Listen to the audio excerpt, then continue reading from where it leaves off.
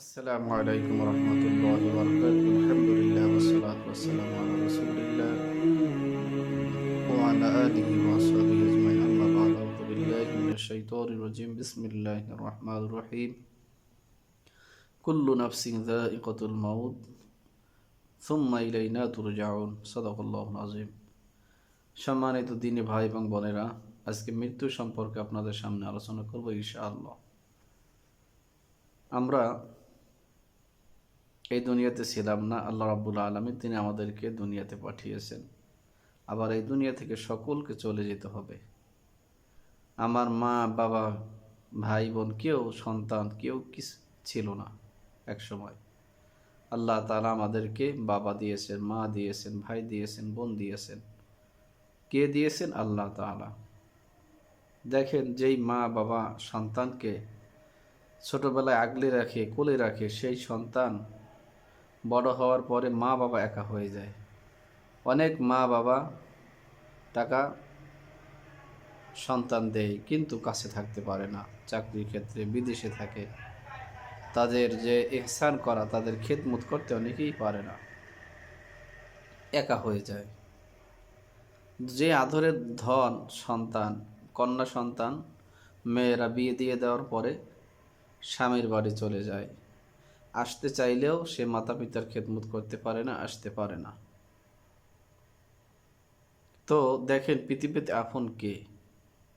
আল্লাহ তাআলা ছাড়া, মালিক ছাড়া আমাদের আর কেউ আপন নয়। আসলে আমরা যদি আল্লাহ তাআলাকে আমার সকল ক্ষেত্রে, সকল কর্মে আল্লাহকে যদি আমরা স্মরণ করি, আল্লাহর পথে যদি আমরা চলি, আল্লাহর যে পথে চললে খুশি হন, সিরাতে মুস্তাকিমের পরে যদি আমরা চলি, আল্লাহ তাআলা আমাদেরকে কঠিন বিপদের সময়, মৃত্যুর সময়, মৃত্যু থেকে শুরু করে প্রত্যেকটা জায়গায় আল্লাহ তাআলা তিনি আমাদেরকে সাহায্য করবেন, তিনি আমাদের সাথে থাকবেন।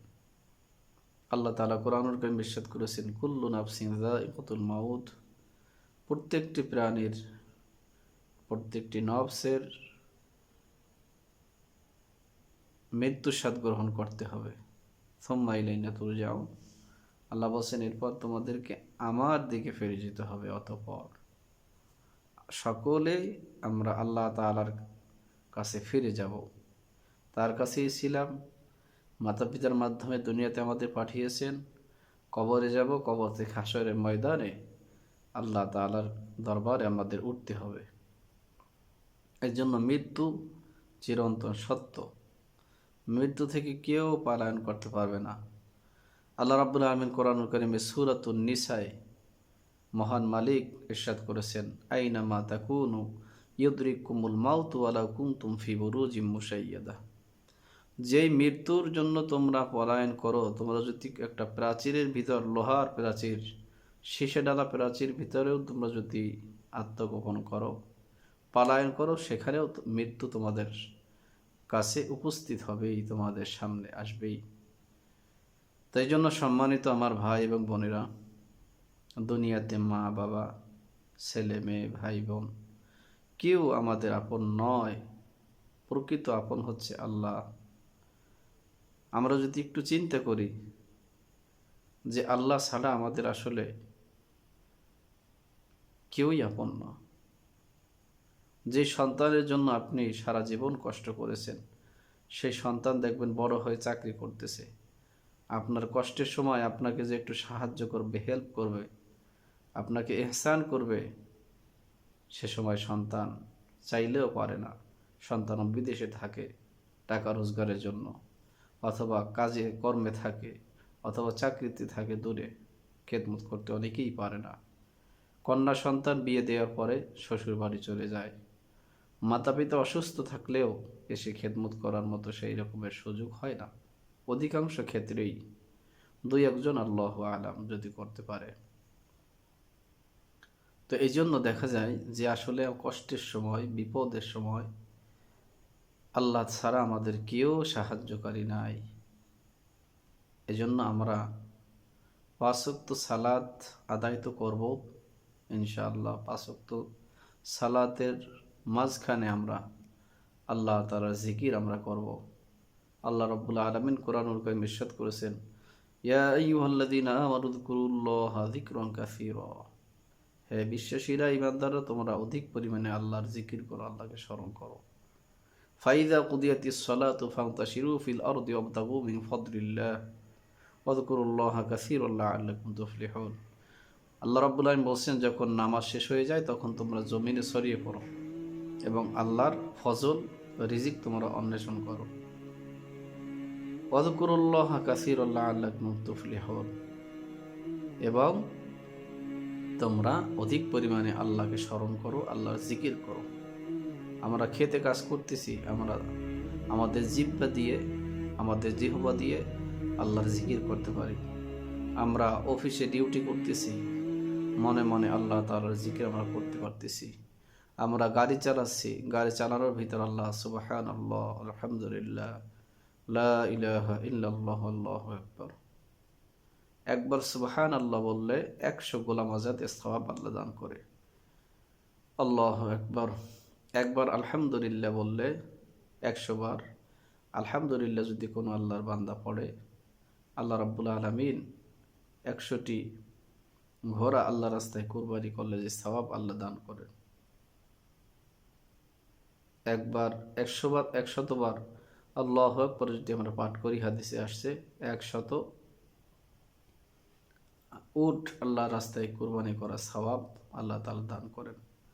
100 বার আলহামদুলিল্লাহ যদি বলি, 100 ঘোড়া সদকা করলে যে সওয়াব, আল্লাহ তাআলা সেই সওয়াব আমাদেরকে দান করে। সুবহানাল্লাহ।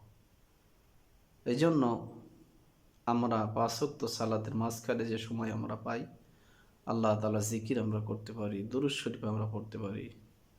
হাদিস আছে, রাসূল সাল্লাল্লাহু আলাইহি ওয়াসাল্লামের প্রতি একবার যে ব্যক্তি দুরূদ শরীফ পড়বে, আল্লাহ তাআলার রহমত 10টি নাজিল হবে, আল্লাহ তাআলা 10টি গুনাহ মাফ করে দেবেন, 10টা মর্যাদা আল্লাহ তাআলা বুলন্দ করে দেবে। সুবহানাল্লাহ।